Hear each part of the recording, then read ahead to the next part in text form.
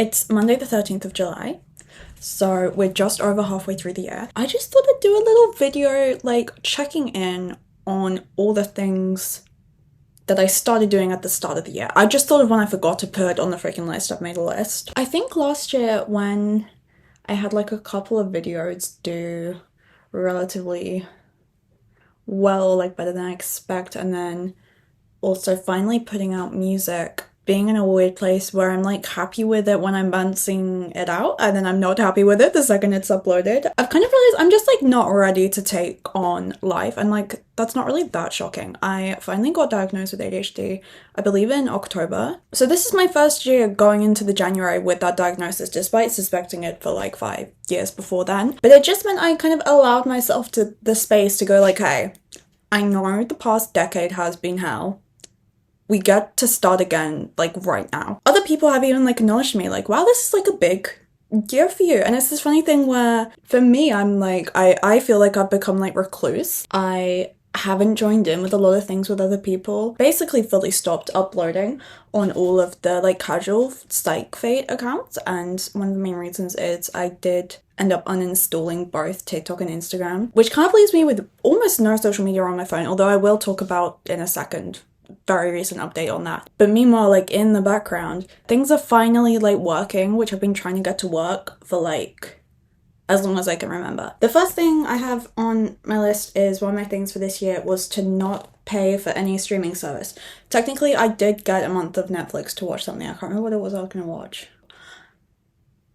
I watched Heartbreak High Season 3. That's what I did. Love, hate, comfort show. You know how it is. Because, like, all these things, they get a bit, like, they get a few things wrong. They basically gets, like, fan servicey because, it's a streaming service show and it has, like, an internet fandom, you know? Really, what I meant when I originally wrote this, I put no paid streaming / physical media. I was trying to get into CDs properly.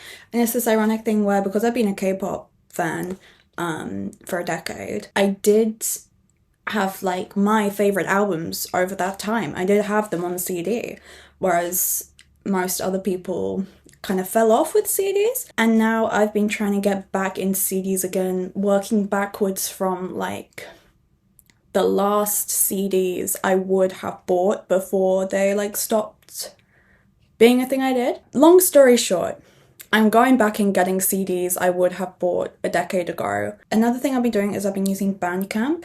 So I did film a little like calculation in April to see how I was doing with all this. So I'll like insert that here and then I will explain what the fuck is going on in the middle as well. This is me trying to figure out how much I spent on music. I was going to do it by myself and I kept procrastinating. So you're coming for the whole thing. The way I've been surviving mostly this year is I've been listening to Kitty Ray, who was my favorite artist anyway. When I find a song by her, I cling to it for so long, I don't need to check out any others for a good few months. Then, of course, we have the times that I bought Michael Jackson CDs. Dangerous in History, I believe, were £3 each. I took the stickers off. Someone just honked.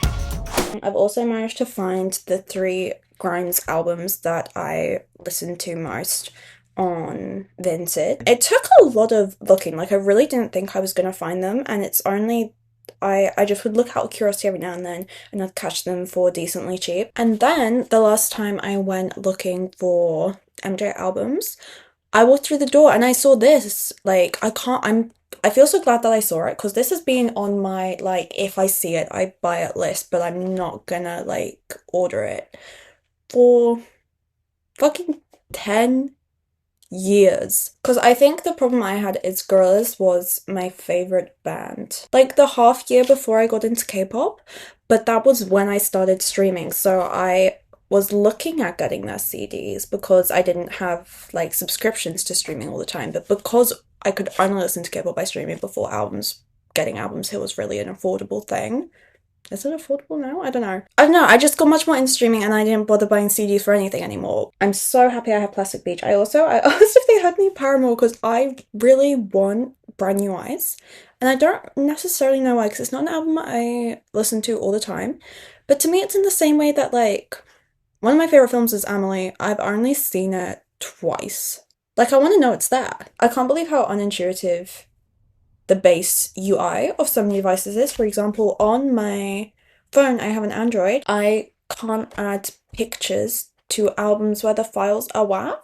So they don't have any cover art, which I didn't realize how much like I felt cover art whilst listening to something. All of the Michael Jackson stuff doesn't have cover art, which makes it a really ominous feeling, which I don't want. I don't want that vibe. It also makes it harder for me to remember which song's on which album. Adding up how much this cost and comparing it to a streaming service cost is going to be very interesting. The other thing, it feels like such a mammoth task, but I would love to collect 17's albums. If you're unaware, K-pop groups put out physical albums anywhere between like 2 and 4 times a year. Some of them are EPs, some of them are like deluxe editions, but they are very cheeky on which songs go on what, so you kind of need them all if you want to cover their whole discography. And you can see a few of my 17 albums there. Considering what a huge part of my like teenhood they were, I really don't have that many. I think I have 5. I did have the opportunity to get like free Spotify, and I passed because Spotify it's starting to PMO.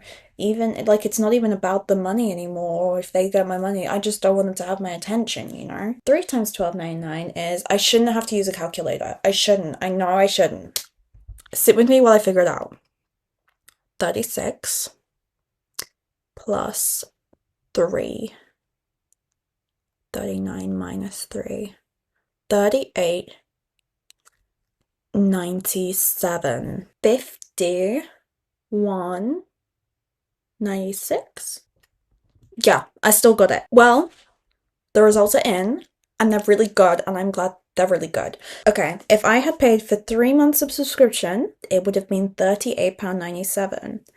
With 3.5 months into the year, and on CDs, I have spent £39.01. We're coming out so almost unfathomably even. I do really miss, I have to shout out the girls I really miss who don't have CDs and who don't have Bandcamps. Please get a Bandcamp. The iTunes store still exists and you can still like buy music on Apple Music, but I don't feel like super in control of buying music from Amazon or Apple. I should probably for funsies also add up another cost, which is on concerts. Obviously going to concerts is a different cost than paying for subscriptions, but it'd be interesting to like compare. I almost went to see Pinky and Clock Rainbow in London last week. So I've almost only ever been to concerts by myself. I finally really got like fatigued from it. I've never got stuck yet, but I do usually get literally the last train sometimes, not to the station nearest me, but I always manage to make it like back to my hometown area, you know? But after years of going to concerts alone, I've been to 5 K-pop concerts and I've been to probably a similar number of like smaller gigs, and then usually if I'm seeing like a popular, I guess like Western pop star artist, it's with a friend. I don't know, it finally really starts to take its toll of like, because I have to leave the house at like 3 or 4 p.m. I realize that's really fortunate to be able to get to London in that time, but it gets to the point where you've been out of the house for like 10 hours without eating or drinking because you can't bring anything into the venue, and you've been stood up the entire journey, and it starts to like, but yeah. I would absolutely love to see 17 at Carrotland. The only one I would have had a chance to go to is 2024. Whoever made the decision about when it was decided to make it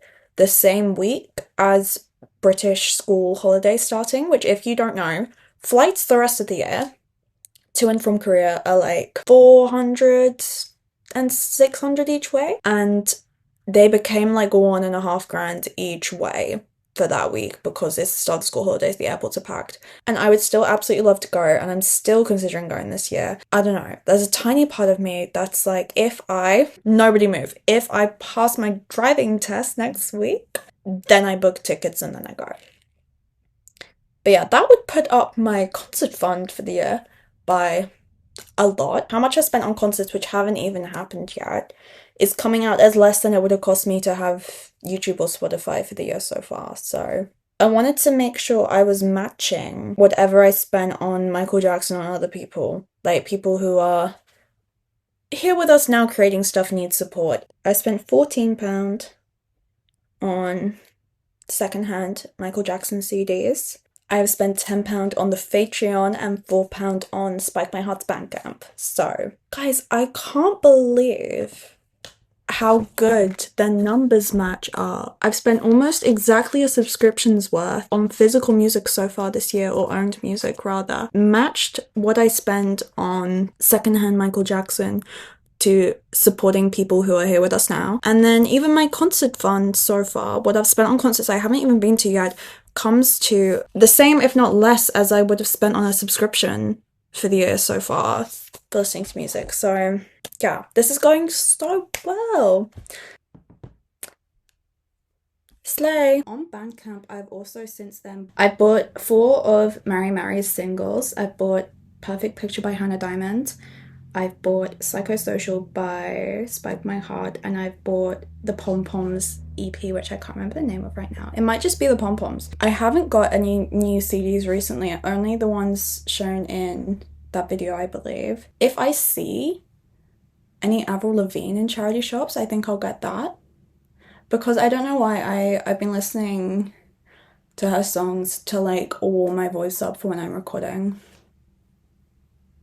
Oh my god, she's recording. At the moment though, I am on month 2 of a free YouTube Premium, which I used when I went away so I could listen to stuff on the plane. Oh my god, where does she go? And my song of the year, I'm convinced Discotheque by Miss Madeline is my most played song of the year. I also really liked Clark Rainbow's Doll Online EP. I'm so sorry, because of the heat, I missed 2 concerts. Like, I can get back from London the same night as a concert, just like I quite often have to leave the concert early. The combination of like that pressure and the heat and not trusting the London trains meant I didn't go and see MARiMARi with Clark Rainbow and Hunnygloss. I didn't go and see, which is kind of devastating. I'm dealing with it, I'll be okay. But yeah, I really like the Doll Online EP, especially using 97. But because of not having streaming services, I have just been listening to a lot of Katy Ray, as I already said, and I've got Grimes CDs now. As you know, I've been freaking doing like a Michael Jackson deep dive. Because of that, I am like behind on both Slater and Peach PRC, who have like their biggest releases yet, who I've been listening to for years, and then like I've fallen off right now when it's gotten such a big deal. It's so silly. I think I'll still have my trial when Artemis release again. I don't really know how I feel about, like, my K-pop phase is kind of done, and I'll get onto that in a minute as well. But this whole Michael Jackson thing, okay. So basically I didn't even know that this was a big year for the estate at the start of the year, but I just got like one too many like Michael Jackson mentions in things I was like watching or listening to. Basically, I was a big Michael Jackson fan as a child. I don't even know if fan is the right word. I had that like Michael Jackson music video phase when we first got cable. I kind of thought to myself, hey, I'm really a fully fledged adult now. I want to find out like what he actually did, because I don't know. When everyone else started avoiding him, I just did as well. I realized in the process how little of the music I knew, and I didn't realize how many questions it would raise and what a rabbit hole it was, and how unresolved it's still treated as. And I think if we knew the answer, we would know. Do you know what I mean? In a way, it's not even like attached to the person. Like the 50 years he was alive, celebrity culture in that entire period has kind of caught my interest, because it's so much bigger than him, right? Everything else that went on. I'm gonna have to leave that thought there, because I am genuinely considering doing like a huge like YouTube video. It wouldn't be on this channel if I did. Delving into everything as I find it out, and not even drawing a conclusion. Like, that's not really the point isn't a conclusion. I'm sure there are other people who, like me, like didn't want to open Pandora's box. There's so much to know. Yeah. I'm leaving that there. I'll do the K-pop bit now. I'll go back onto that. Basically, I did end up, as you saw in that little clip, I did end up going to Korea for Carrotland. I'm still in shock. I kind of known for a long time I was never gonna actually make the trip out unless there was a possibility of me seeing 17. The timing just like all lined up of basically I've been saving for a car, and the car will not appear in front of me. I just cannot find one. I think it's just a consequence of living in the middle of nowhere, but with London prices. May, June, everything just came together and I ended up going to Korea for Carrotland. Carrotland was good. And I did originally think I was gonna like vlog or at least do like a travel diary situation, but I just didn't feel like it while I was there. I felt poetically detached from like social media while I was there. Part of it might have been the caveman instinct of like culture shock, waking up on the actual opposite side of the world. A tiny part of it might have been like, which I was prepared for obviously, a K-pop fan equivalent of like Paris syndrome, because like you get to Seoul and it's just like someone else's London. That's an atrocious thing to say, but like I find London hard. I find being out when it's busy and warm and noisy hard. So of course like I would have to give myself breaks between doing like touristy things in Seoul, which I did. The optimal time for me as a person to go to Korea would have been between like 2019 and 2022. So finally going now was this funny thing where I was quite grateful to not have such strong like reactions to everything, to be able to assess everything a bit more humanly and not like super novelized. But at the same time, it was this funny thing of like retracing like steps that it feels like I'd taken before, but I haven't. It was very strange. It was very surreal. I don't know. It gave me a lot of like philosophical questions about how connected the world is, that I could go somewhere and it would be this like very strange sensation in my soul of like familiarity and being lost, and also feeling like I'm intruding, like all at the same time. It was so like out of body, like all of it. To be honest, I think the best thing I can do rather than sit here and talk about the Korea trip is I think I'm gonna make a Tumblr post. I've been treating Tumblr as like an in-between of like a Twitter and a Substack, and I'll try and do it as like a guide for like first time English speaking visitors, potentially neurodivergent, not super confident traveling alone. Okay, I'll talk a bit more about car next, just because I feel like that links into what I was saying. I took my first ever driving lessons in December 2023. That's so long ago now, that's crazy. We were doomed from the start because I had a really promising start. Like hour 8, you'd think I could drive. As soon as we got out onto like carriageways and roundabouts and like any sort of multi-junction, I just couldn't do all of the different things at once. And I kept powering through for like another 50 hours of lessons, I think, but I just couldn't do it, so I cancelled the test. This year I was like, I just need it done so bad, so I took automatic lessons. It only took, I think I took either 18, I want to say I took about 18 hours of automatic lessons. And I also woke up, bruh, it has changed now, so I hope it's never this bad for you. I woke up at 5 a.m. for the first 5 Mondays of this year, which is quite a lot of them. That's a 10th of the Mondays of the year. And I finally managed to get a test and then move it. In April, I took my automatic test and I passed. I passed first time. There were a couple of points where I just like assumed I failed, and it was quite hard to carry on after that. But I didn't, I passed. The problem now is that I've really struggled to find a car. I mean, it's always the way, isn't it? Like you see the world through like a specific lens, because when I was learning to drive in 2024, I would look on Auto Trader and I would see loads of cheap automatics, it felt like, and I'd be looking at a car and be like, oh no, oops, that's an automatic, I can't consider that one. And now I'm trying to find a small automatic, and it's like everyone had the same idea at once to learn automatic to get through the like lesson and test shortage. But I'm trying to stay optimistic.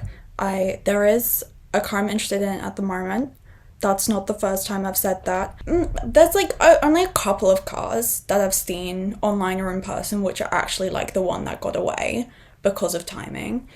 The rest of the time, like, I have been looking pretty diligently for 6 months and found nothing, which like, it might just be me being picky. Another category of things is I've been sorting out all of my clothes, like genuinely all of them. I do plan on doing either like a big Tumblr post or a big video at the start of next year, letting you know how it's gone. I just got out everything. It was this funny thing where the overall quantity wasn't as high as I thought, But when I just put my foot down, I was like, anything that's literally falling apart needs to be recycled. It's better to recycle than to put that work onto like a charity shop volunteer and slow down their meeting their daily targets. Anything that doesn't fit me needs to go to someone else, etc.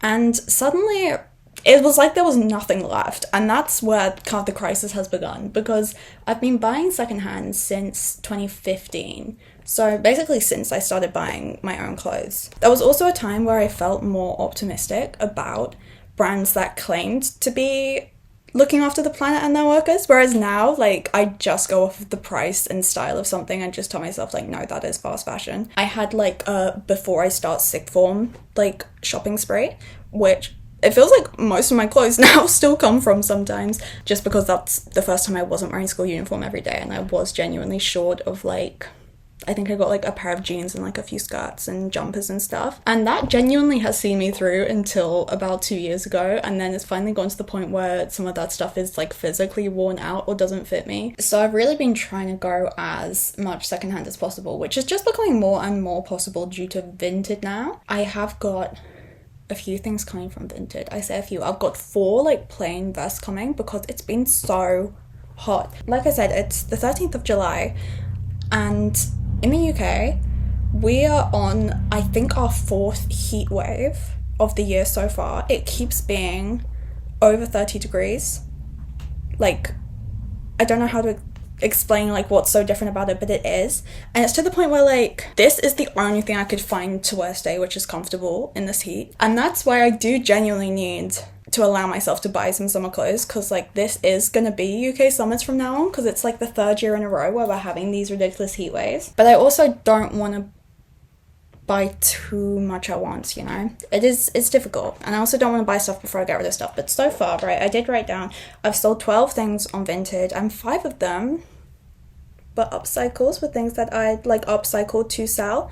And it's a little, this is where my statistics get a little iffy, because I think that includes like my friends' clothes that I upcycled as well. So it's not that I got rid of 12 items of clothing of my own. But that's pretty exciting. The fact that people would pay for something that I'd upcycled is pretty fun. I gave 12 items to a charity shop incredibly recently. I finally went to the charity shop, and there were things that had been on my Vinted for a while, but I was finally like, I have to accept, like, if it's gotten like 10 views and no likes, just no one's looking for it. And then I took 28 things to fabric recycling, which is kind of crazy. I appreciate this would probably be more interesting if it was much more visual, but at this moment in time, I'm in the moment where I have no clothes, clearly. Although I bought 1 item of clothing in Korea at the shop, which was so cool. It's incredibly cute. For the next bit, I'm gonna do like skincare and health. So if you just don't want to hear about like someone else's face and body, just like, maybe I'll put chapters in. So basically, I've had acne for as long as I can remember, and it has been managed like periodically pretty well. I had a bit of like a head start because everyone in my family has had the same problem at some point. So just the second there was a sign, I just like went to the GP and knew that them knowing that would encourage them to just like get started right away rather than wait and see if it cleared up as they got older, because it wouldn't, and it hasn't. But I got prescribed one of the like 2 like NHS treatments for acne I haven't tried yet, and reacted to it really badly. That was like attempt number 3 of trying to start it like super diluted and gradually. So I suspect I was like building an intolerance to it, and I have left that.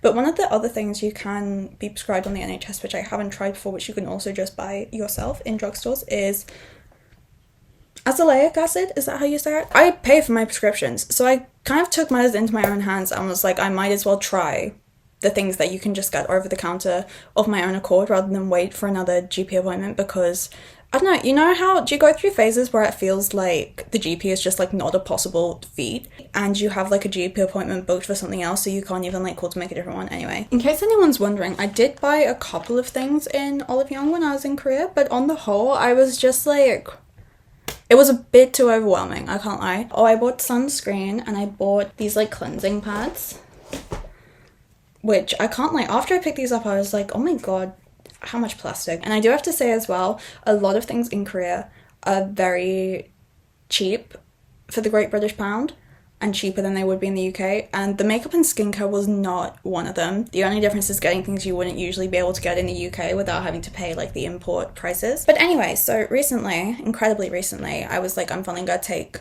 matters into my own hands, and I just bought a couple of raved about skincare things that everyone talks about very positively, and I'm literally just starting to try them out. In case this was like causing you any concern, this is probably because I like just finished day 7 of the 7-day break of the pill.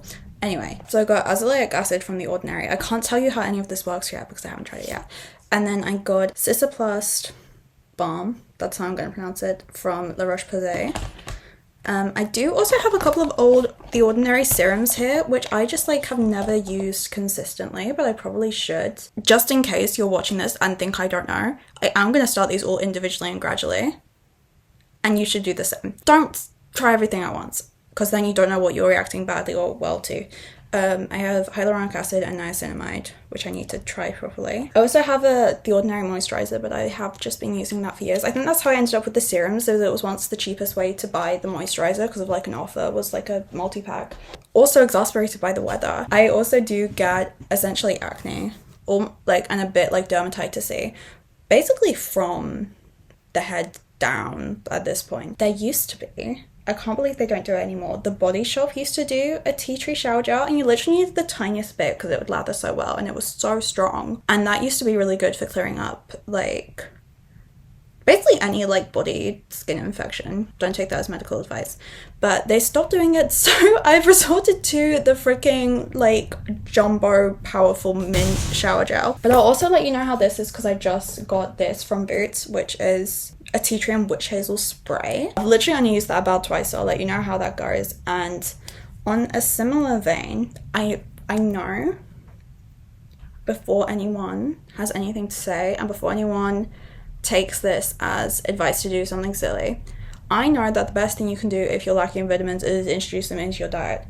However, 1, I'm stressed. 2, I'm pescatarian. And I've also had these problems since about November when I changed jobs with my shoulders, and I think it's because everything in the world is built for men.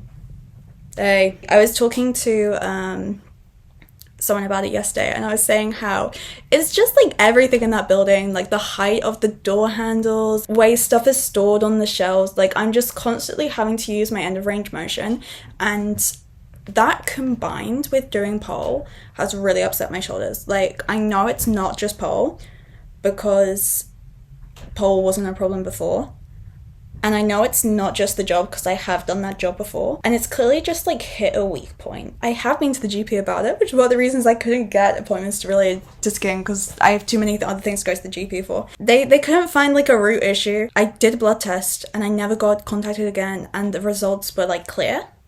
But then the other day I like looked closely at the results. Let's say something's like, oh, a normal range is 10 to 100. I would be like, oh, well, that's clear. And I would actually click on the results and I would be 10.2. And it was kind of like that for every like major vitamin ever. And I was like, oh, I should probably do something about that. So once again, I literally just did this, so I'll have to let you know how it goes. But I got iron, which I have been prescribed before, but again, I was like, it actually costs the same to buy it off prescription. I bought magnesium, which I haven't started yet, because once again, start these things gradually, introduce gradually, or not introduce loads at once. Pantothenic acid, which is vitamin B5, and then omega-3 with vitamin D. This was like a good way to get both. I can't lie, I absolutely mastered putting all of these in a basket and making sure nothing was like duplicate. I got the combination so exact, so I will not overdose on anything. We're making it out. I also bought lion's mane, which I've heard a lot about for like neurodivergent people. Again, I haven't started yet. All I've started so far is the iron, because like I know I'm low on iron. I'm like, I'd rather just get that ball rolling. It's also the biggest quantity in the bottle and I can't want to keep them in step. But yeah, if I do like introduce this as a thing, I will let you know how it goes. I took whey protein for a lot of autumn, to the point where someone was like, do you think the like whey protein messed up your natural protein and that's why you've hurt your shoulders? And I was like, I really hope not. I don't know if that's possible. The protein powder I had in autumn I was using with oats. It is too hot for oats, and I've like really neglected it since like March. It's been such a hot spring summer in England. So I got a clear one that you can make into like a squash situation. Again, I intend to do at least like a Tumblr post, letting everyone know if any of this works. And for my shoulders as well, I have been using lightweight. I'll be so honest, between like going away and other things in life, I haven't been the most consistent to know if it's making that much of a difference, but I do know when I'm using them, I really discover how weak my like end of range strength is, because holding just like half a kilo in each hand like that, it feels like something's really wrong. But I'll let you know if that sorts itself out, because I'd like to be able to pole and dance and everything else and work as normal again. Actually, when I was in Korea, one of the things I did is I had a private with Baby Rain at her new studio, Baby Rain's room. Very useful. And my shoulders didn't play up, so that was really useful. And I think it's because I hadn't been to work in a week because I'd been away. And another thing I've done this year is I went back to ballet. One of the main reasons being because of my shoulders. Like, I was like, it's probably not good that the only exercise I do is pole when my shoulders hurt after work. Like, it's just too much strain on strain on strain. Whereas ballet, like, you hold your arms up, but there's nothing in your hands, as opposed to your entire body weight going up a pole. I would say I did ballet consistently for 15 years and then continued to use the skill of ballet in a competition team at uni. The abilities that I've lost and like I'm still not getting back after like a good few months is really quite interesting. But then also the things I remember and the things that make it feel like no time has passed at all is also interesting. So I don't really have anything really super specific to say about it. Okay, we're done with all the health talk. The next section I have in my notebook is reading. If we generalize, I hadn't read a book for myself since 2016, which is 10 years ago, which is kind of shocking. I believe the last book I read was The Help, which is kind of random, and it's really like sign of the times as well. There was a book which I tried to start not long after The Help, I believe, because it was on Kindle, which is really going back when my Kindle was active. I've since jailbroken my Kindle, but I haven't really gotten around to putting anything on it yet anyway, because I think I like physical books, basically. Anyway, so this book, I was like, I will get around to finishing it eventually, maybe I'll restart it. Do you know what? I liked this author when I was a child and a preteen. So when people like say, well, what do you want to read? Because I'll like get you a book. I'll say, oh, I liked this author when I was younger. And I ended up with 3 of this guy's books. And then some news broke. And I have not felt like reading them, any of them. Yeah, that is me making excuses, because that was now over 2 years ago. I did try again at the start of the year when I was like, okay, I do want to read this year. And also there are opportunities on like the breaks on my work to read. And I'd rather do that than be on my phone. We're getting onto the phone later. I tried to read Twilight, and Twilight's kind of cunty. It's kind of grown on me, you know. I had a vampire themed birthday party this year, but really it's MBAV has my heart. MBAV is my vampire media, as crazy as it sounds, because MBAV is like a Twilight parody. What's happening? I read so much. I got so far through the first book. I knew about the Mormon side of it, but it was to the point where I felt like I needed to be making notes at the same time as reading it, because I like couldn't ignore it. But I will get back onto it, but I think I'm going to get back onto it in September, because I mean, it's Twilight, you know, and I'll just bang them all out then, because we do have all the Twilight books in the house, so I will just finally get around to it. And I did like it when I was reading it. I found it very easy to read. I just like stumbled at a hurdle and really struggled to get back into it. And then very recently, I decided I was going to only read things by autistic women to see if that helped. And it does. It helps a lot, actually. So I think that was the problem, is I felt like if I was going to start reading as an adult, it like had to be Stephen King. And I basically just watched one TikTok which recommended a bunch of autistic female authors or books with autistic female main characters. I also made the mistake of not reading the descriptions of any of these. Like, I just kind of scrubbed through the video and looked at the titles and looked them up.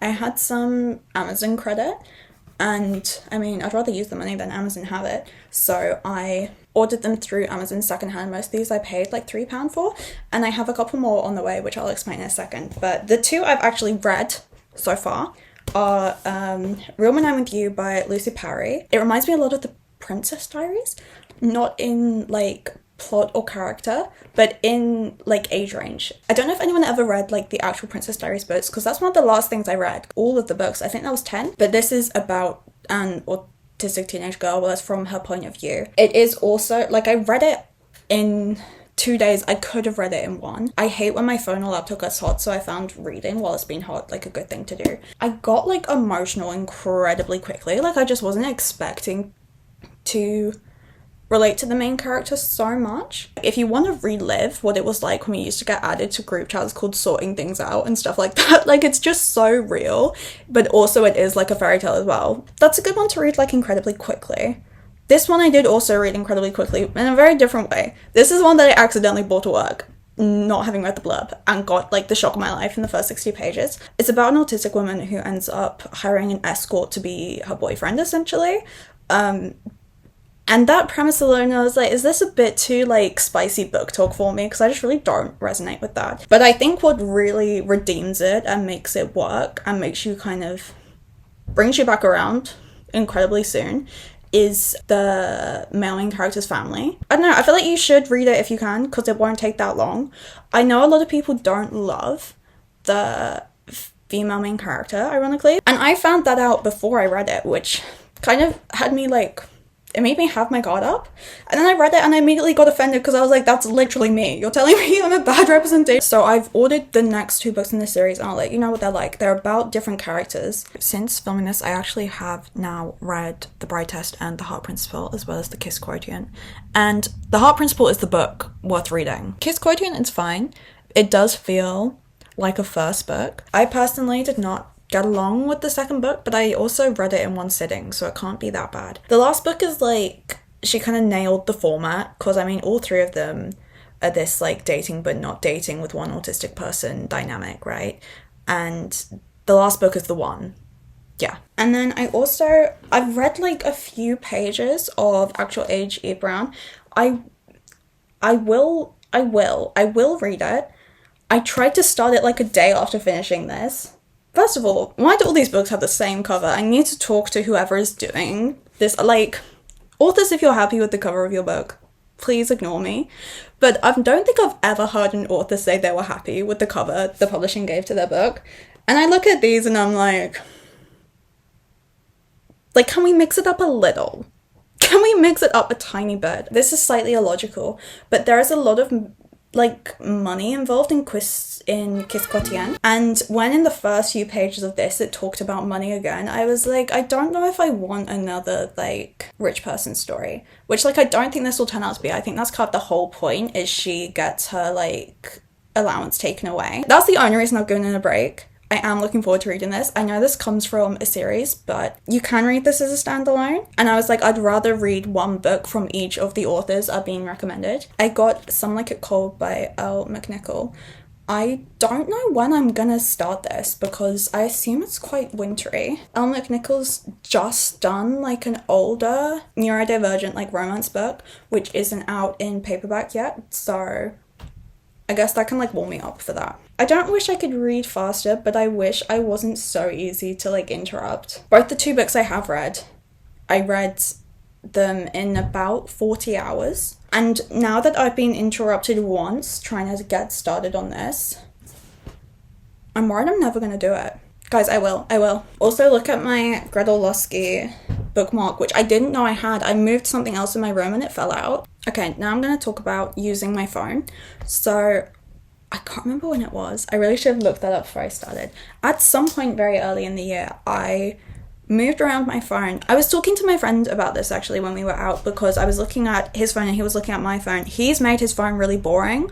So it's like a black background, there's nothing happening. I've made my phone really fun so I don't put social media apps on it. Do you know what I mean? I mean, there is a slight irony to this because I do have Pinterest widgets on my home screen, but this is my phone at the moment. I've got like an aesthetic board and then I've got an affirmations board. So I've got my screen time on the home screen and I've got a couple of pins from Pinterest. I've got a calendar and I've got music apps and like settings and the camera, and that's it. Everything on the app screen is in folders to stop me from like seeing the bright shiny colors. I did actually remove both TikTok and Instagram. I don't remember the order of when. But what I do find interesting, and I've written this down, is my screen time hasn't changed. And I don't really, but it's kind of up to you to debate whether or not the way I use my phone is productive or not. There is a catch, which is that with YouTube Premium, you can turn off the screen, right? I'm fairly sure it counts it as screen time. I don't know if that's true. I'm fairly sure. Even if that's not right, that's kind of beside the point, because basically I use YouTube running in the background when I'm doing stuff all the time.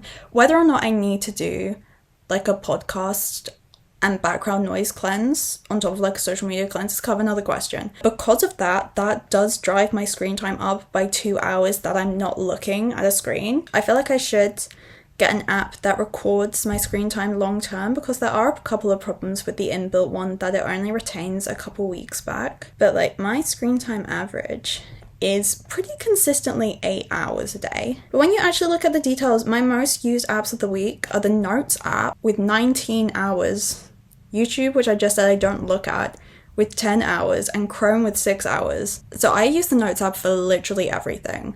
I write songs in there, I write in there full stop. If I'm texting someone, I will use the Notes app to like draft my texts. It's like beyond chaotic neutral at this point. To think I look at the screen of the Notes app for 19 hours in a week is kind of crazy. I am someone who also leaves my phone open. I'm not trying to make excuses, but I will leave the room and come back and my phone will be open and like on my desk, and I'll be like, oh.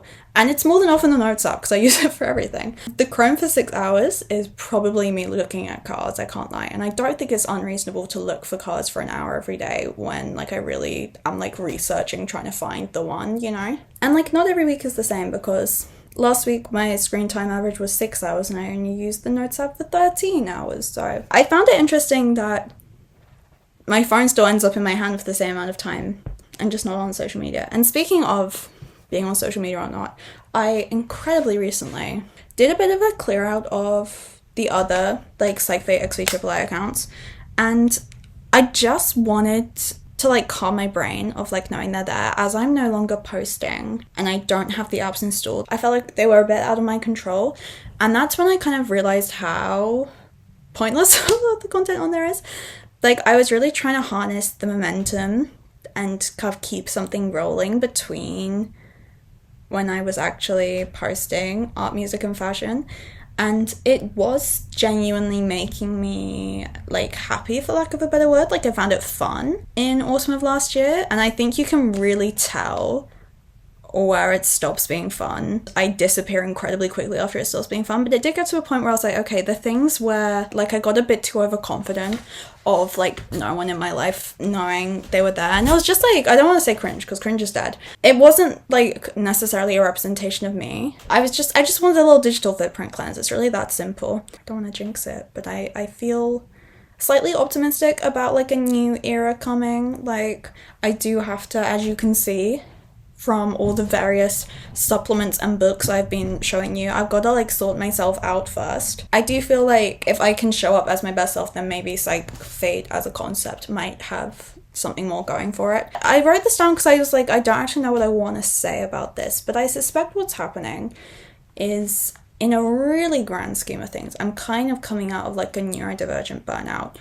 of like the past decade, if we once again consider all the supplements and books. But then in a way I've also been in like a mini PsychFate burnout from putting so much pressure on myself in the second half of last year. Kind of like what I was saying earlier about feeling good about a song while you're bouncing it out and then not the second it's uploaded.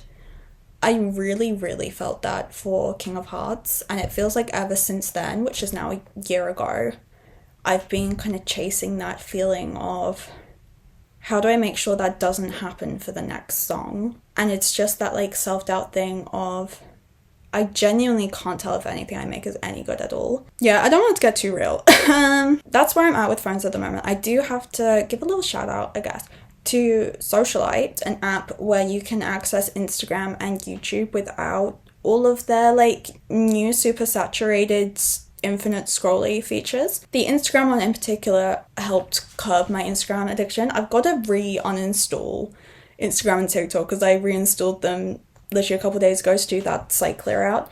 The other thing is if you struggle with TikTok but don't want to get rid of it entirely, maybe because you're a creator, replace it on your phone with TikTok Studio. TikTok Studio does have a For You page, but it's broken. Don't let them find out. My For You page on TikTok Studio, it cannot figure out what demographic or language I am, so it does not show me anything that engages me, and my brain switches off instead of getting any dopamine from it. If your problem apps are Instagram, YouTube, Snapchat, anything in the Socialite app, and you have an Android, I think Socialite is Android only. If you have a problem with TikTok, try just having TikTok Studio for a bit. It's like the opposite of placebo. Like, it's the same thing, but it shows you how boring and mind-numbing it is. We're almost at the end. I can't be shocked because I've been talking for like an hour. Okay, we have one section left, which is making stuff, brackets, I want to do more. I really want to make a spring cardigan. I realize spring has been and gone. I guess I'm starting it this autumn and hoping it's done for like winter, because basically I have a Halloween cardigan which has been a big smash hit on Pinterest. The original pattern is by Autumn Olive Crochet. The design is like a combination of elements of her pattern and like stuff I made up. I don't know like textile craft etiquette the most, but I think you are meant to specify when you've like changed someone's pattern. But yeah, that's something I want to do more. I got a lot of like art and craft stuff, which I'm still really bad at getting around to. I really want to get into alcohol markers. I just haven't got them to work for me so far, but I've been so impatient. To be fair, I always really struggled with paint. I did not like paint when I did art, GCSE and A-level. Even doing like art in my free time, especially watercolor, I would find I ruined what I'd just drawn. What I just worked so hard to draw, I'd just ruin it if I tried to watercolor it. And I'm really struggling to get over that feeling with alcohol markers. But there are so many artists who use alcohol markers, which I absolutely love their art, so I just want to be able to get going. I do also have some really nice colored pencils, which I've never used. Colored pencil used to be like my thing when I was in school. I haven't done a big colored pencil piece in so long. I started a lot during lockdown. I did a lot of celebrities. I did a lot of K-pop idols. And I think that's kind of the trap I've fallen into. A bit like with the books, where I start something and it takes a while to finish and then it's no longer for me. And then I feel bad starting a new thing. I'm quite bad at letting things go in that way. I'd also like to do more digital art. I really wish... I was about to say something, then I realised it was a bit of a paradox. I was going to say I wish I'd been more prepared and done digital fan art for the concerts in June. Then I remembered I didn't go to them because of the heat. Maybe it was all like connected. I don't know. Because I haven't done like big scale digital art really, except for fan art I did for people who I saw last year. Like I tried to make that a bit of a thing I do, and I'm behind essentially because I haven't been to concerts. I did do cover art for my song The Fool back in October, but that is now 8 months ago. So I would really like to draw something. And the next section is talking about music I'm working on. Basically, there's a song which I originally wanted to put out on July 17th. And that is 4 days away. So even if I finish the song then, it's not going to be up on any platform because that's not how like the distribution services work. And I also would like to do cover art for it. And this is where I'm so bad at getting like an idea in my head of when a song should come out. Because like, why do I think it should come out then? There's absolutely no reason. But anyway, I'd like to do cover art for that. Maybe I force myself to do like pencil and alcohol marker, and I can always run it through digital as well. But if that's the case, I think I should probably delay the release by at least a week. Come on. There's also a couple of the songs I've had simmering, must be coming up to a year, maybe more, which is really terrible. I have not been making the use of my DistroKid subscription. But then it's such a predicament, right? Because I don't stream myself and I don't really want to encourage people to stream in order to hear my music. That being said, I don't think I have to be too concerned with that right now with my current audience size, just to say. I feel good about the song I'm making in this moment. We'll see how I feel. But yeah, I'm kind of torn on what to do because I don't use social media, so I don't know how I feel about doing the whole like TikTok song campaign thing. I don't use streaming, so I don't know how I feel about putting it up on Spotify. At this point, I might just have to like throw it out on Tumblr and hope someone likes it a bit. There's 2 other original songs which, I don't know, to me they're like all to me songs, which logically I should just finish them now, right? And then they'll be ready to upload in autumn, but we'll see. And then I also have a cover of Young Love by Stacey, which I first ever did anything for over 4 years ago now. I found it and I was like, this is terrible. This is really bad. I'm really glad there's only about 20 seconds of this. And I decided to give it another whirl, and I do really like it. Again, I just need to do that like final sit down, get over myself and be like, hey, if you don't like your own voice, maybe you shouldn't have tried to be a singer. And then finish it and upload it. And I would also love to do a cover of, I don't know, I don't want to give away all my covers. I'm still not like really where I'd like to be on the whole. Like, I still have not really engaged with instruments much this year, because I do have a guitar. There is a piano in the house which I could play. And I also want to be able to work out at home and dance more, but I just need my shoulders to heal. Like, I do find visually documenting things surprisingly difficult, considering how much I want to. I did take photos as I went at the start of clearing out my wardrobe, and then later on I just haven't been very good at writing it down to make it easier for myself to make like a big video on it when it comes to it. And I fear it's gonna be that way for everything I just listed. Like, if I want to do a like video or a Tumblr post about my wardrobe CD collection, Bandcamp collection, Michael Jackson research, my skin, my shoulders, Poe, how many books I read and what I think of them, all of that, I'm just not very good at documenting as I go. I've been quite good for both of the 2 books. I did write a Goodreads review like right after I finished them, which hopefully means that I will be able to like pull that up if I ever talk about every book I've ever read ever. Let me know if there's a single other book by a female autistic author that I can actually get in the UK. Let me know, because I'm starting to fear there's only like a grand total of 12 books. And what am I gonna do then? Hopefully the next time you see me it's a song. And if it's not, hopefully it's an update on whether or not I have heavy metal poisoning from all of the vitamins. Okay. There is a piano in the house which I could play. I have 3 ukuleles. It's really, really good investment.